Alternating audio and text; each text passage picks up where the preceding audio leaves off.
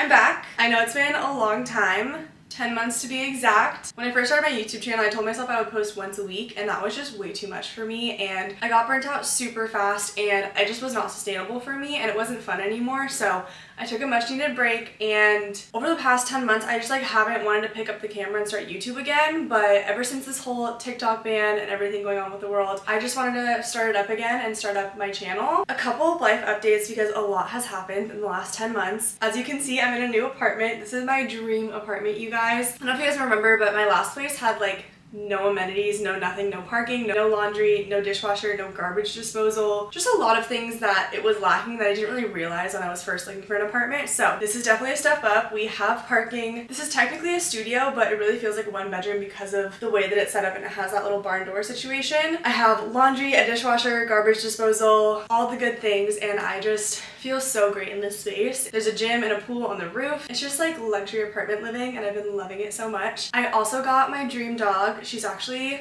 in her crate right now because she just peed on my floor. So I'm a little bit upset with her, but it's okay. I'm still learning all about this puppy life, and all in all, I feel like she's honestly a really good puppy. Yes, she has accidents in the house, but she's only 12 weeks old, and she's just learning, just like I am. So we're figuring it out together. I'm absolutely obsessed with her. She's literally the cutest little dog. Maybe for my next YouTube video, I'll do a whole ask me questions, get to know me, so I can kind of update you guys on life in general. But I don't want to take too much time away from this video because today we're going to talk about how to actually achieve your fitness goals in 2025. I know for a lot of people, January is a fresh start, and you kind of get that fire under your of I'm actually gonna hit my fitness goals, I'm actually gonna do the damn thing this time. But by the end of January, early February, you're already kind of slacking, and you may even give up. And that just might be because you don't have the full tools and knowledge to actually achieve your fitness goals and make it into a lifestyle that is actually sustainable for you and for your lifestyle. In this video, I'm gonna explain how to actually achieve your fitness goals and make the process enjoyable for you, because at the end of the day, this is your life. If you want to be consistent with it, we're gonna have to enjoy the process and actually make routines that fit into your schedule and your life. Achieving your dream body should not be a nightmare, and it should not be a nightmare to maintain. If we want to make lasting change that's gonna last us our entire lifetime, we have to take steps that are actually going to fit into our routine and things that we're actually going to enjoy, because if you're not enjoying the process, you're gonna quit that much faster. Number one, and honestly the most important thing, is to make the process actually enjoyable for you. Every person is different, and the thing that I love about fitness is that there are so many different aspects of fitness that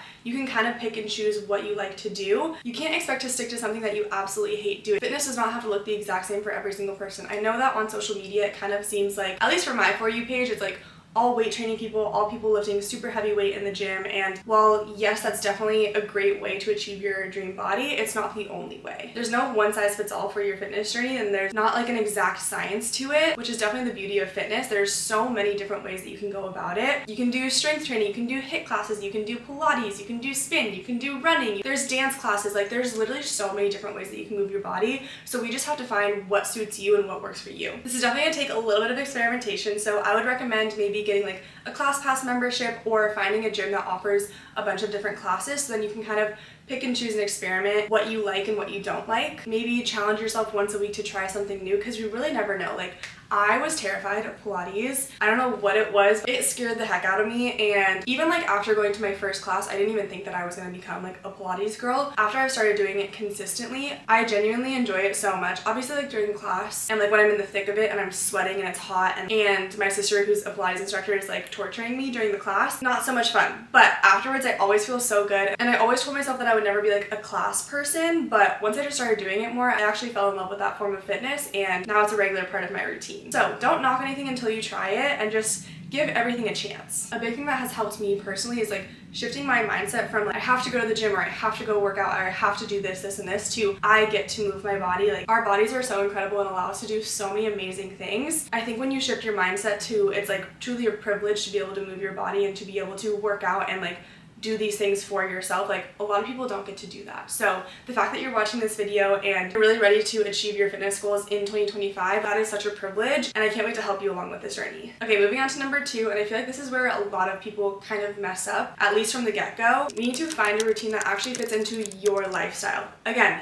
this is all about you. Yes, you can see all these influencers online showing you exactly their split and like what they're doing. For example, I do 5 days a week, but that might not work for you and work for your lifestyle. I am so incredibly lucky that this is my job and I do get to focus as much time and effort as I can into my body and into my own fitness goals. However, for people that work 9 to 5 or nurses or any other people that have any other kind of job or full-time moms, there are so many other things that you are thinking about, and we just need to find a way to fit your fitness journey into your life as it is already. I think one of the biggest mistakes that people do is they set their expectations way too high from the jump. Let's just say you haven't really been consistent with the gym recently, or you've never even really gone to the gym ever in your life. How can you expect to go from 0 to, let's say, 5 or 6 days a week? That's an insanely high expectation that you're giving yourself, and you're honestly setting yourself up to fail at that point. My recommendation would be to actually look at your schedule and see where of those blocks of time that you can actually genuinely allot to going to the gym or going and taking a workout class. If you sit there and you look and you see like, okay, Tuesdays and Thursdays I have from 4 to 5 completely free, awesome. Start there. Say, okay, we're gonna at least do 2 days a week for 1 hour each day. And then like, let's say on the weekends, like sometimes you have free time, but other times you don't, you can add an optional day. So like if you have the extra time, if you have the extra effort, then you can go and work out. Instead of giving yourself that unachievable goal of 3 or even 4 days a week, break it down to the bare minimum that you can commit to and then build from there. And maybe like the first month you start with 2 days a week. And then once you get comfortable with that and realize, okay, maybe I can add in another day. It's all about taking baby steps and integrating these small habits into your lifestyle to make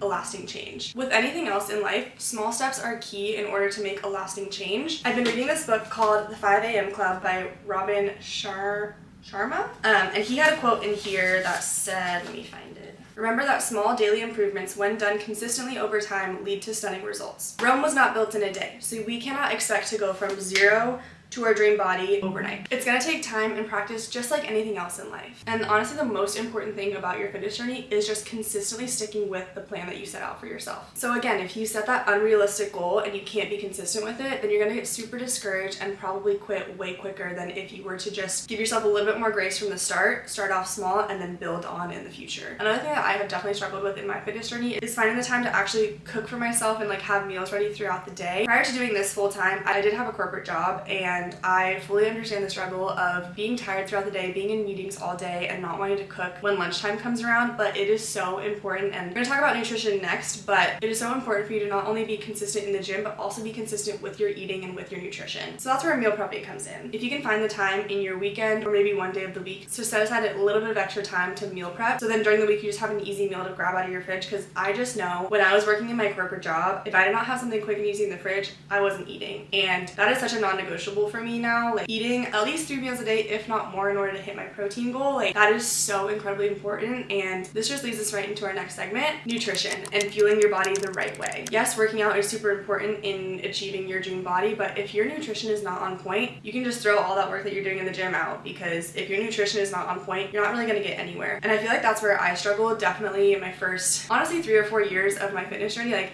I thought to myself, like, I eat healthy enough, like, I eat enough, I'm just gonna put in so much work in the gym and I'm gonna like see results. And I never did. I was constantly looking at myself in the mirror and being like, I'm putting in all of this effort, all of this time, all of this energy into my workouts.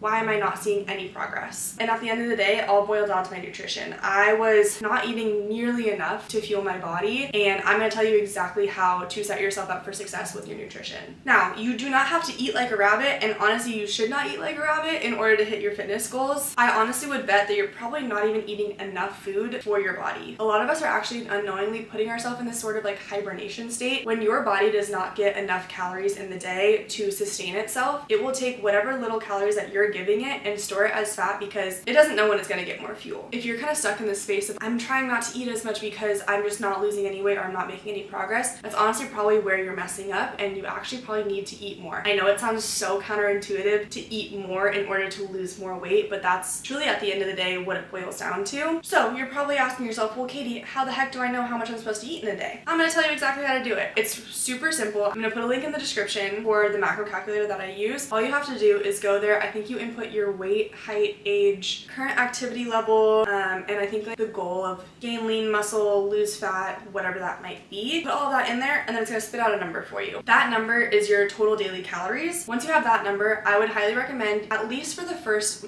couple of months of your fitness journey, using a food tracking app just to kind of get a gauge of like what certain foods give you what macros and like what combinations of food in a day can help you reach your macro goals for the day. I personally use the free version of the MyFitnessPal app, but there are plenty of apps out there that you can use to track your nutrition. You do not have to be super strict with tracking for the rest of your life. I would just say it's just really good to kind of see and gauge how much food gives you what kind of protein or what kind of carbs or what kind of fat. Over time, like, I really don't track anymore. I'll track on occasion, especially if I'm like trying some new foods or some new recipes to see how that kind of fits into my day, but it's definitely not a long-term thing that we're gonna have to be doing forever. It's just so that you can kind of get your bearings with your nutrition and just kind of see what kind of things you need to be eating in a day in order to hit your goals. So once you have your calorie number, we're gonna take that into MyFitnessPal, and it's gonna ask you what percentage breakdown you want for your macros. For those of you that don't know what macros are macronutrients, and the three big categories are proteins, carbs, and fat. My recommendation, and what I've honestly been doing for a majority of my fitness journey, has been the 40-40-20 split. 40% of your total daily calories will come from carbs,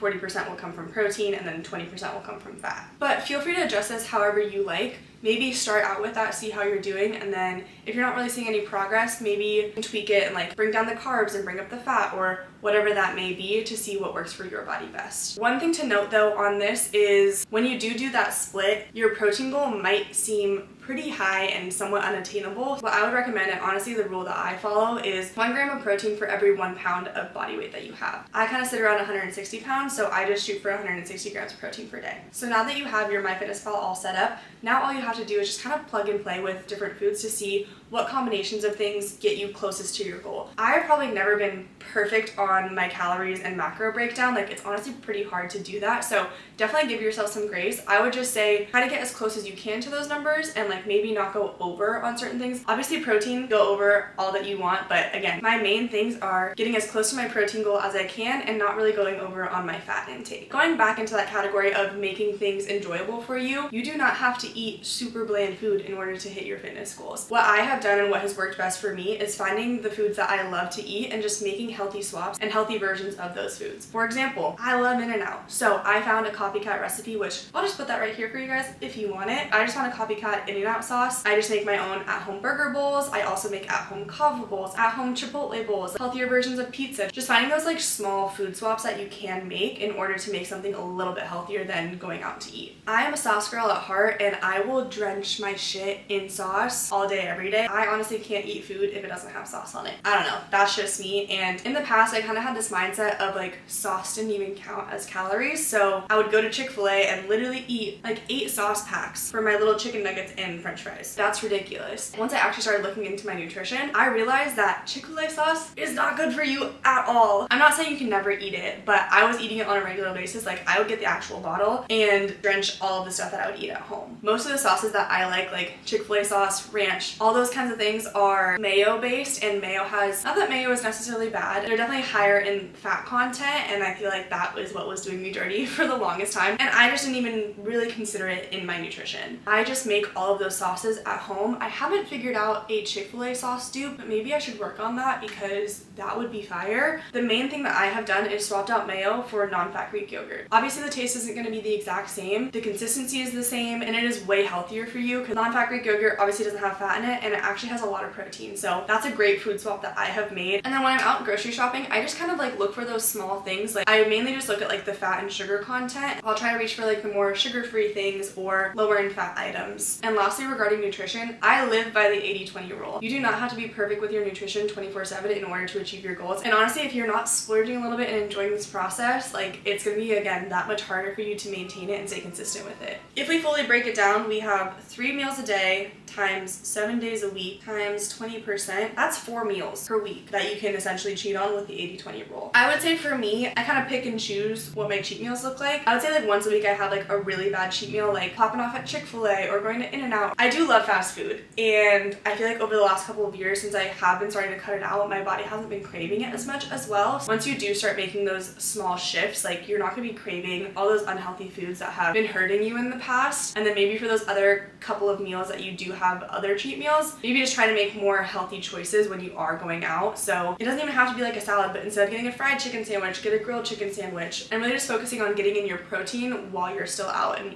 enjoying yourself. Next up, we're gonna talk about cardio. Now listen, you do not by any means have to do cardio. I am just telling you right now, that is the one thing that I wasn't doing for the longest time. Recently, in the last 6 to 9 months, I've actually prioritized it. I have seen the most progress I've ever seen in my entire life. So again, not that you need it, but it does make it a lot easier and a lot faster to hit your goals, especially if you're trying to lean down. That extra cardio will really help you shed down. Like for example, this was me in March of last year and this was me in December of last year. And that was mainly on nutrition and cardio. So take what you want from this, but I would say at least try to incorporate a couple of days of cardio into your routine. And it doesn't have to be anything crazy. Like you don't have to be on the treadmill for hours a day. I personally shoot for a bare minimum of Stairmaster 3 times a week for 30 minutes each. And you might be thinking, Katie, you're crazy, 30 minutes on the Stairmaster, like what are you even talking about? That sounds so out of my reach. That's okay. We're taking baby steps. Maybe you start with 5 minutes on the Stairmaster and then the next week you go to 7 minutes and then 10 minutes and then 15 and you just build up from there. I couldn't last on the Stairmaster for more than 10 minutes last year, but I built myself up. So now 30 minutes really does not even really seem like much to me anymore. At the end of the day, it's all about practice and consistently doing these things until they become easier. But if you hate the Stairmaster, there's so many other forms of cardio that you can do. For the longest time, I would just go on an outdoor walk. You can do incline walking on the treadmill, you can do the elliptical, the bike, you can go on a bike ride outside. There's so many different forms of cardio, just like with the forms of fitness that we talked about earlier, that you can choose and pick whatever's gonna work into your lifestyle the best. And going back to setting up yourself for success, find those pockets in your schedule where it actually will fit in and you'll actually be able to do those things and stick to whatever you tell yourself. If you say we're gonna do 2 outdoor walks per week, actually stick to it and be consistent with it for at least a couple of weeks, and I promise you, it'll just become part of your routine, and honestly, you'll probably feel weird on the days that you don't do it. Now, if you do choose to do your cardio on a machine like the Stairmaster or treadmill, here are my tips for how to make it not god-awful and not boring as hell. Because trust me, 30 minutes on the Stairmaster, if you're not doing anything, is absolute torture, but these are things that I have done in the past couple of months to just make it more enjoyable and more fun and make the time actually pass by way quicker. 1, scrolling on Instagram or TikTok. If you're gonna doom scroll, do it on the cardio machines. It's funny because I always negotiate with myself on a daily basis of like, if you can sit here and watch TikToks for 30 minutes, you can go and do cardio for 30 minutes. Like, just combine the two things. If I'm gonna doom scroll, let's do it on the Stairmaster. And you might as well get something out of your doom scroll, you know? Second way, watch some trashy reality TV or whatever your guilty pleasure show is. Pop that on the Stairmaster. I'm telling you, time will fly by. I know with certain machines, like it's kind of hard to set up your phone. If you get one of these Octobuddies, you can literally just stick it on the machine at whatever level you want it to be. I personally will always put it over the actual time of the machine because I don't know what it is about seeing the number and just like staring at it and watch it tick down. That's just literally like watching paint dry for me. Especially now that we have Love Island All-Stars. Whenever there's a season of Love Island on, or if there's any show that comes out daily, maybe just convince yourself like, okay, we cannot watch our show unless you're actively doing cardio watching our show or we've already done our cardio. My cardio routine would become my like guilty pleasure reality TV show time. It made me actually excited for my cardio because that would be my time to get to go and watch my Love Island episode. Now, this one might be crazy and you might be thinking, Katie, like, you're an actual psycho for doing that. I've been reading on the Stairmaster recently, and I wouldn't recommend this to beginners on the Stairmaster because you obviously need to have like your bearings on that machine in order to like be able to look at a book. But if you are comfortable enough, I don't know what it is about reading. I am so slow and it takes me like 30 minutes to read 10 pages. That's honestly the thing that has made the time fly by the fastest for me is reading on the Stairmaster. Especially this book, The 5 a.m. Club. I would highly recommend this to any of you that are watching this right now because this has sparked something in me that I didn't even know existed. So I would highly recommend this. I feel like this would really help you with your fitness journey, especially if you're just starting out. Basically it talks about how to set up a morning routine that sets up your entire day for success. Kind of find those things where you can like distract yourself, even if like let's say for work you have to like read a lot of emails or like write a lot of emails. You can also do that during, if I have content to edit while I'm on the Stairmaster, that's another thing that will make the time go by so fast. The last thing I'm going to talk about today is recovery. I feel like this is the one thing that is overlooked the most with people. Just like with nutrition, no matter how much work you put in the gym and in the kitchen, if your recovery is also not on point, all of this is essentially a waste. One of the biggest things that I've learned during my fitness journey is the importance of sleep. When your body is sleeping is actually the time that your muscles are growing because that is when your body is going and repairing those muscles that you essentially break down when you are working out. So if we are not sleeping enough, then again, all of that work that we're putting in the gym means nothing. Without proper rest and recovery, you're just setting yourself up for injury and potential burnout. So I would aim to get 7 to 9 hours of sleep every single day. I know life gets busy and I know you want to get that sleep at the end of the day, but sometimes it just doesn't work out. Prioritizing your sleep is probably one of the best things that you can do for yourself. Your muscles need that recovery time while you're sleeping in order to grow, so don't underestimate the power of a good night's sleep. And while sleep is the most important of all of the recovery, I want you to make sure that you're also incorporating proper rest days. Okay, sorry, my camera overheated. needed, so we had to take a break for a second. And I don't really know where we left off. At the end of the day, achieving your fitness goals is not about quick fixes. It's about creating small lasting habits that are going to last us our entire life. Focus on making those small little daily changes and habits into your daily routine that you can maintain for years to come. It's not about perfection, it's all about progress. Again, you're not going to see results overnight. It's going to take time, and honestly just trust the process. Like, I know that sucks and that's probably not what you want to hear, but if you only give whatever routine you set up for yourself 2 or 3 weeks and then you quit, that's really not enough time for you to actually see genuine progress. I would say at least, at the bare minimum, give yourself 6 to 8 weeks. I feel like at 6 to 8 weeks, you might start seeing a little bit of change. We'll definitely start feeling it on the inside, but please do not give up before you actually see those changes, because again, it's gonna take time, and I have been in this for years now, and it has taken me years to get to my dream body just because every single person is different, and I kind of had to figure out what worked best for me. I went through a lot of trial and error and definitely wasted a lot of time doing things that just were not necessary and did not work for my body specifically. And I've definitely fallen into the trap of some influencers trying to convince me that I can get abs in 6 weeks or that I can grow a dump trunk in 3 months. That type of progress will likely take you more than just a couple of months. So that's why it's so important to make a routine that is maintainable for you and something that you can consistently show up for yourself in your life. I hope you guys like this video. Don't think I'm going to be coming out with weekly episodes. I'm going to try my best to do more like a monthly or maybe 2 times a month kind of split and just see where we go from there. I do have a new puppy, so she is kind of consuming all of my life right now, and I am working on such an incredible project that I cannot wait to share with you guys. So stay tuned in the next couple of months, and we'll be filming all the behind the scenes stuff so you guys can just see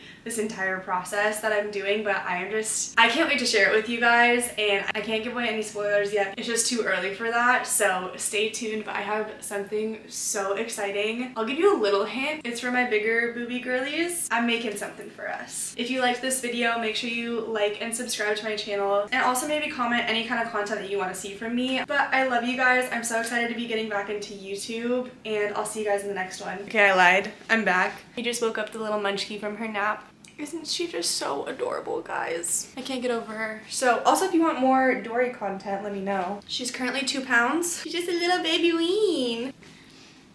Oh, that's a big yawn. I love you. Okay, I love you guys. We'll see you guys in the next one.